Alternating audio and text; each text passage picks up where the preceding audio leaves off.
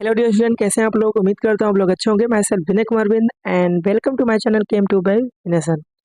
आज हम बात करने वाले हैं क्लास 12th केमिस्ट्री का chapter number 8 aldehyde ketone carboxylic acid का एक्सरसाइज क्वेश्चन नंबर 18। ठीक है, give plausible explanation for each of following. ठीक है, तो सबसे पहला जो क्वेश्चन है लिखा है cyclohexanone forms cyanohydrin good yield but 2,4,6 trimethyl cyclohexanone does not। ये सिंपल सा क्वेश्चन है न्यूक्लियोफिलिक एडिशन रिएक्शन से, जहां पर ये आपने पढ़ा था कि स्टेरिक हिंडेंस की वजह से रिएक्टिविटी न्यूक्लियोफिलिक एडिशन का डिक्रीज हो जाए। तो अगर मैं फर्स्ट इसमें जो दिया हुआ है ना, साइक्लोहेक्सेनॉन, तो साइक्लोहेक्सेनॉन का स्ट्रक्चर क्या होता है, बेंजीन है ना। बेंजीन नहीं होगा, साइक्लोहेक्सेनॉन, और यहाँ से CO ग्रुप लगा हुआ है। इस कंपाउंड को बोलेंगे साइक्लोहेक्सेनॉन। और इसको अगर HCN है ना रिएजेंट से रिएक्शन कराएंगे तो यहाँ से होगा क्या, देखिए सिंपल सा, carbonyl group polar in nature होता है, तो यहाँ पर माइनस आएगा और इस कार्बन पे प्लस, CN पे माइनस H प्लस, H चला जाएगा ऑक्सीजन के पास, CN जो कंपाउंड है वो जाके अटैच्ड होगा। यहाँ से फाइनली जो कंपाउंड बना रहा है वो होगा OH, इसी से अटैच्ड होगा CN। ठीक है, इस कंपाउंड को बोलेंगे साइक्लोहेक्सेनॉन साइनोहाइड्रिन। ये साइनोहाइड्रिन, तो यहाँ तक तो मामला ठीक है, साइनोहाइड्रिन फॉर्म कर रहा है। अब दूसरा इसमें जो केस है कि अगर आपने दूसरा जो कंपाउंड लिया 2,4,6 ट्राई मिथाइल साइक्लोहेक्सेनॉन, इसका स्ट्रक्चर क्या होगा पहले तो उसको देख लेते हैं। तो कीटोन यहाँ लगा दीजिए और 2 पे 2 मिथाइल है, CH3 और 6 1 2 3, तो ये जो कार्बन होगा वो छठा कार्बन होगा। इसी कंपाउंड का नाम है 2,2,6 ट्राई मिथाइल साइक्लोहेक्सेनॉन, जो आपको दिया हुआ है। अब बोल रहा है कि अगर इसको HCN से रिएक्शन कराओगे तो यहाँ पर नो रिएक्शन होगा, इसका रीजन क्या है। तो बहुत सिंपल सा रीजन है, और वो रीजन क्या है देखिए। तो जो न्यूक्लियोफिलिक एडिशन रिएक्शन होता है, ठीक है, न्यूक्लियोफिलिक एडिशन रिएक्शन होता है वो inversely proportional to steric hindrance होता है। स्टेरिक हिंड्रेंस वर्ड आपने सुना होगा। तो जिसमें कार्बोनाइल कार्बन के पास जितना ज़्यादा स्टेरिक हिंड्रेंस होगा, जितने ज़्यादा बल्कियर ग्रुप लगे होंगे, उसकी रिएक्टिविटी उतनी कम होगी। अब अगर आप दोनों को रिएजेंट को देखो, दोनों जो रिएक्टेंट दिया है, यहाँ पे ये कार्बन है, इसके पास यहाँ पर यही कार्बन है, बट ये जो कार्बन है कार्बोनाइल का, तो जो अल्फा कार्बन है ये वाला और ये वाला, यहाँ पर दो दो मिथाइल ग्रुप लगे हैं, है ना। एक साइड 2 कार्बन और एक साइड 1 कार्बन का मिथाइल ग्रुप। तो यहाँ पर स्टेरिक हिंड्रेंस ज़्यादा होने की वजह से जो न्यूक्लियोफाइल CN है वो कार्बोनाइल कार्बन पे जाके अटैक नहीं करेगा। दैट्स वाई यहाँ पर कोई रिएक्शन नहीं होगा। सिंपल सा स्टेरिक फैक्टर वाला यहाँ पर रीजन है।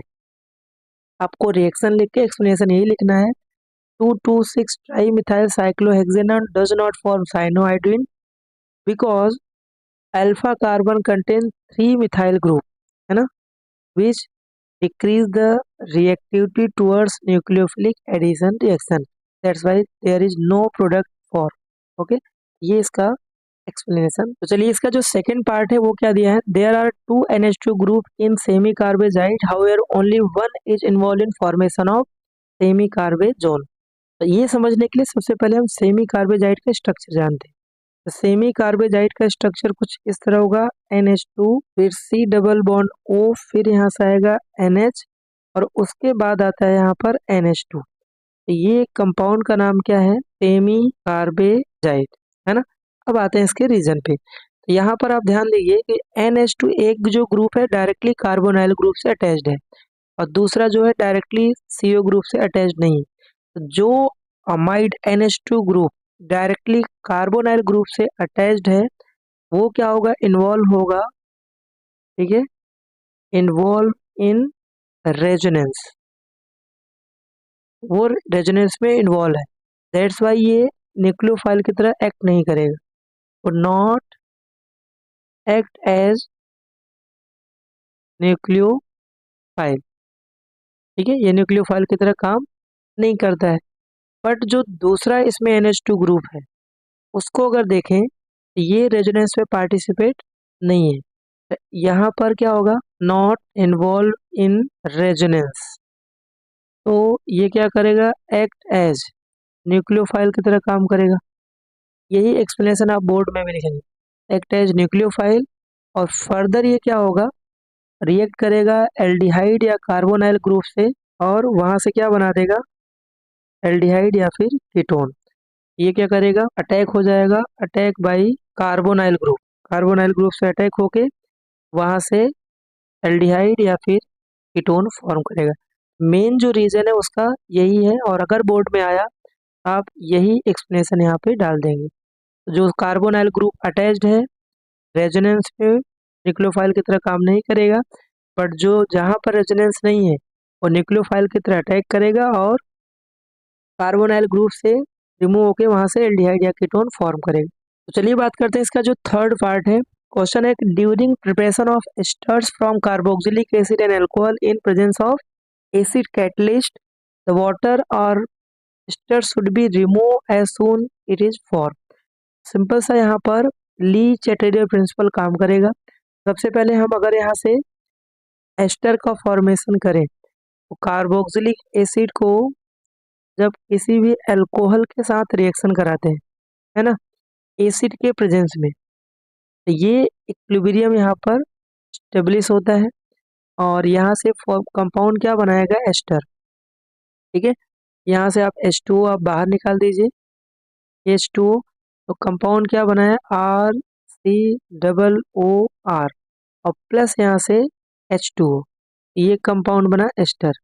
अब क्वेश्चन है कि अगर आपने एस्टर को रिमूव नहीं किया या फिर H2O को रिमूव नहीं किया, ये फर्दर कंबाइन होके रिवर्सिबल प्रोसेस होके रिवर्सिबल होते हैं, इसलिए फिर से वो एस्टर फॉर्म करेंगे। ठीक है, दैट्स वाई यहाँ से H2O को रिमूव करना होगा या फिर एस्टर को रिमूव करेंगे, तो रिएक्शन जो होगा वो फॉरवर्ड डायरेक्शन में प्रोसीड करेगा। क्योंकि आपने ली चैटेरियल प्रिंसिपल पढ़ा होगा, रिएक्शन को फॉरवर्ड में जाने के लिए या तो प्रोडक्ट के अमाउंट जो बन रहा है उसको रिमूव करेंगे तो रिएक्शन फॉरवर्ड डायरेक्शन में प्रोसीड करेगा और ज़्यादा प्रोडक्ट फॉर्म करेगा। इसका सिंपल सा रीजन यही लिखेंगे। ठीक है, ester along with water is reversible from carboxylic acid and alcohol in presence of acid, that's why it will be removed in from reaction जैसे ये प्रोडक्ट फॉर्म होगा। ओके, आई होप ये question clear हो गया। Short में इसके reason आपको explain करना है।